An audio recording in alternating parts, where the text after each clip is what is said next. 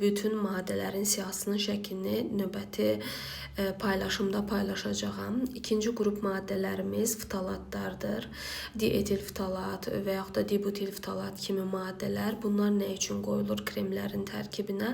Belə ki, həm kremlərə, həm də plastik maddələrə qoyulur ki, orada elastiklik, yumşaqlığı artırsın. Digər tərəfdən də ətir, məsələn, kremin tərkibində qoxu ətirləndirici varsa, həmin ətirləndiricinin dəridə uzun müddət qalmasına səbəb olur. Hansı ki, qızlar bunu pozitiv bir şeymiş kimi qəbul edirlər ki, filan kremdən nə gözəl ətir gəlir, amma o ətirləri uzun müddət sizin dərinizdə saxlayan müəyyən bu maddələrdir, ftalatlardır.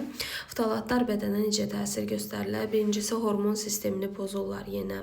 İkinci, kişilərdə spermanın keyfiyyətini pozurlar. Üçüncü, hamilə qadınlarda dölün inkişafına səbəb olurlar və dördüncü olaraq da həm qaraciyərə, həm də böyrəyə toksik, yəni zəhərli təsir göstərirlər. Üçüncü maddəmiz bisfenol A-dır. Bu BPA şəklində də yazılır. Deməli, bu maddə yenə özünü estrogen hormonuna bənzər şəkildə aparır. Bundan əlavə, yəni belə deyək ki, metabolik olaraq, bioloji aktiv olaraq hormona bənzər təsir göstərir və avtomatik hormon sistemini pozur.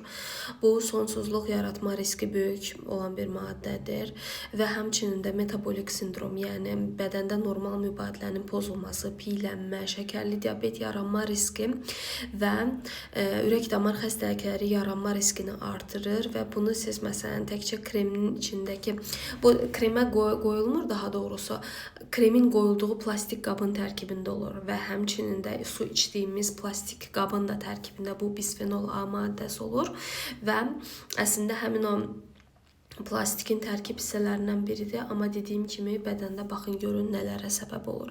Digər maddələri də part şəklində növbəti videolarda izah edəcəyəm. İzləmədə qalın. Videolarımı bəyənirsinizsə, dəstək olmaq üçün mənə kanala abunə olmağı unutmayın.